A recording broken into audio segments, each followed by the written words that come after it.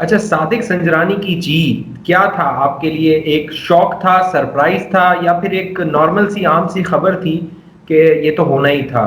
क्या सादिक संजरानी की जीत को कैसे एनालाइज करती है? देखिए, मैं ये समझती थी कि जब जब ये एक इंडिया दिया जा रहा था नून लीग के हलकों से कि फोन कॉल्स मौसूल हो रही हैं, लोगों को अब तब्दील करने का, वोट तब्दील करने का कहा जा रहा है और लोगों को धमकाया जा रहा है या लोगों को हरासा किया जा रहा है, तो मुझे लगा था कि शायद ये प्रेशर टैक्टिक होगा कि इदारों को कहा जाए कि न्यूट्रल रहें।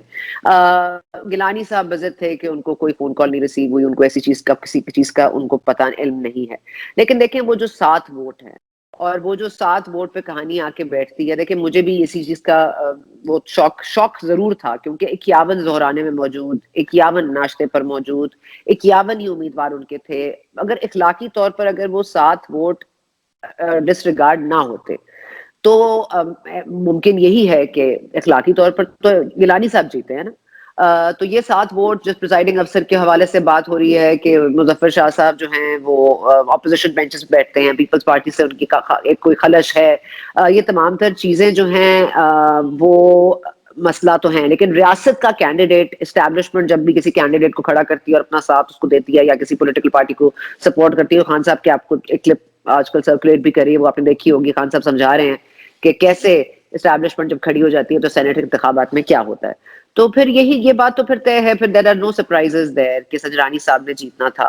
लेकिन मेरा ये ख्याल है कि संजरानी साहब को वो 7 वोटों को मुस्तरद करने के बाद ही उनकी जीत मुमकिन हो सकी।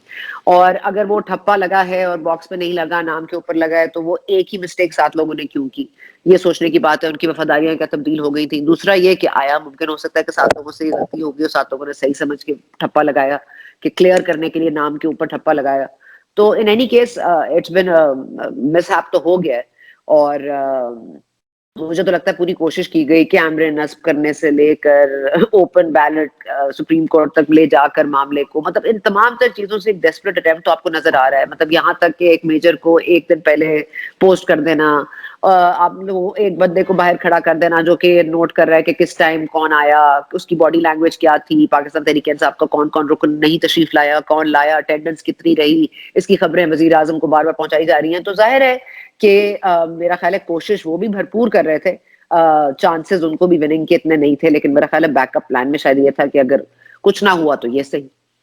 ठीक है। अच्छा, अब इसमें एक थ्योरी ये है जिस पे बात हो रही है कि शायद, क्योंकि बिलावल साहब से ये सवाल भी हुआ कि नून लीग ने सादिक संजरानी को जितवाने में अपना हिस्सा डाला है। अगर इस थ्योरी को हम बाय करें तो क्या सादिक संजरानी की जीत में नवाज शरीफ का जो बयानिया है उसकी जीत नहीं है क्या? क्योंकि जरदारी साहब को नवाज शरीफ साहब बार बार कह रहे थे कि मामलात डायलॉग से हल नहीं हो सकते, क्योंकि जरदारी साहब, आपको याद है कि जरदारी साहब को भी उन्होंने गिलगित बल्तिस्तान वाले में खबरें थी कि एश्योरेंस दी थी, लेकिन फिर उनके लिए, जरदारी साहब के लिए वहां के जो नताइज थे वो सरप्राइज थे। और लेकिन फिर जब हफीज शेख और गिलानी का इलेक्शन हुआ तो वो भी एक सरप्राइजिंग था, कोई उम्मीद नहीं कर सक रहा था। बड़े बड़े तज्जियाकार कह रहे थे कि हफीज शेख जीत जाएंगे, लेकिन गिलानी साहब जीत गए, लेकिन चेयरमैन सेनेट जो है वो संजरानी बन गए। तो क्या आपको लगता है वो जो 7 वोट मुस्तरद हुए हैं उसमें नून लीग का हाथ हो सकता है? क्योंकि अगर संजरानी बनता है, क्योंकि अब देखें हर कोई बात कर रहा है कि मुख्तदर हलकों का वो उम्मीदवार है, रियासत का उम्मीदवार है, और नवाज शरीफ साहब का तो ये बयानिया भी रहा है। तो अब जरदारी साहब को क्या नवाज शरीफ ये बताने में जो है वो कामयाब हो गए हैं कि मामला उन इदारों का है?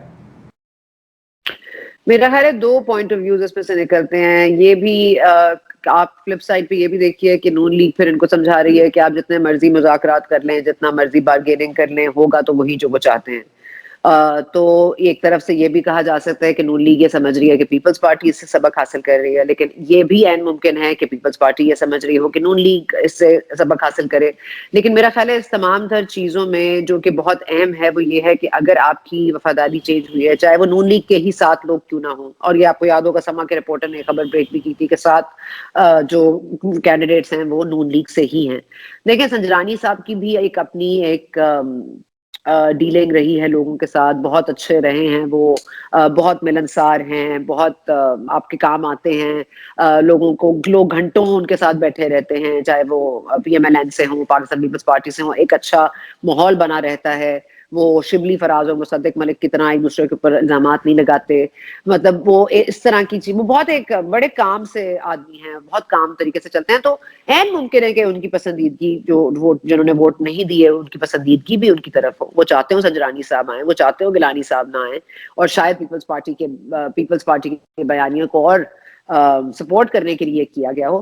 لیکن میرا خیال ہے کہ دونوں ہی طرف سے کچھ نہ کچھ سیکھنا ہے، اور زیادہ چانسز دیکھیں یہی ہیں کہ اگر یہ عدم اعتماد کا ووٹ لینے جاتے ہیں اب ساجد صدرانی کے خلاف، تو اس میں بھی جس طرح حاصل بزنجو کے وقت میں ہم نے 14 ووٹوں کا آج تک نہیں پتا چل سکا کون تھے کون نہیں تھے، 2-4 کے نام ہمیں پتا ہے، باقی تو ہمیں نہیں پتا.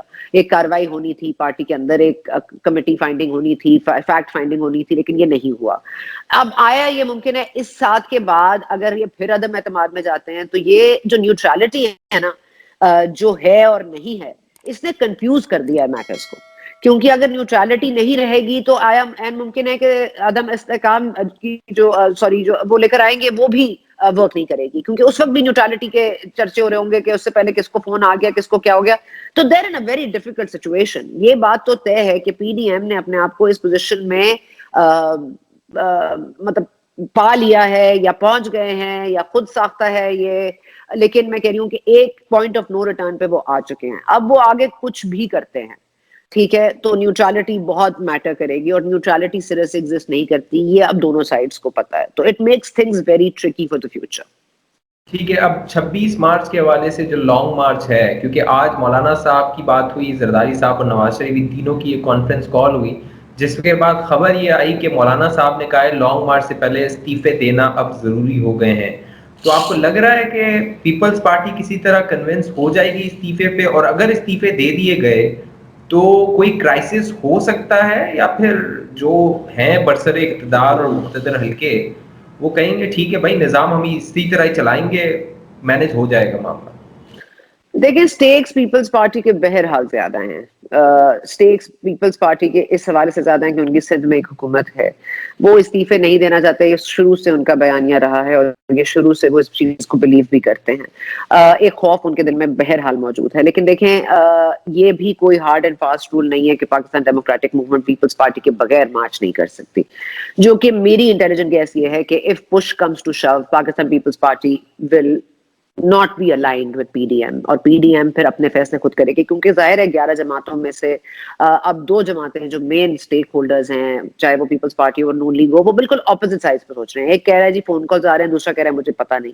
ایک کہہ رہا ہے جی نیوٹرالٹی نہیں ہے، دوسرا کہہ رہا ہے جی نیوٹرل ہے. ایک کہہ رہا ہے جی ہم ووٹ ہمیں مل گئے ہیں اتفاقی طور پر ہم جیت گئے، دوسرا کہہ رہا ہے جی ہماری وفاداریاں چینج ہو گئی ہیں اور لوگوں کو ڈرا دھمکا کے ہراساں کر کے ان کے ووٹ چھین لیے ہیں. تو یہ تمام تر چیزوں میں یہ بات بہت اہم ہے کہ آیا سندھ کے معاملے میں وہ استعفے دینے پر راضی ہوتے ہیں کہ نہیں. اگر تو وہ راضی ہو جاتے ہیں تو پھر تو یہ مارچ ہمیں لگتا ہے کہ یہ کہیں نہ کہیں کوئی منطقی انجام تک پہنچے گا. اگر وہ راضی نہیں ہوتے تو پھر آپ سوچ لیجئے کہ آپ پھر کیا کر رہے ہیں. پھر آپ حکومت اور پاکستان پیپلز پارٹی کو ایک پیج پر لے کر آ رہے ہیں.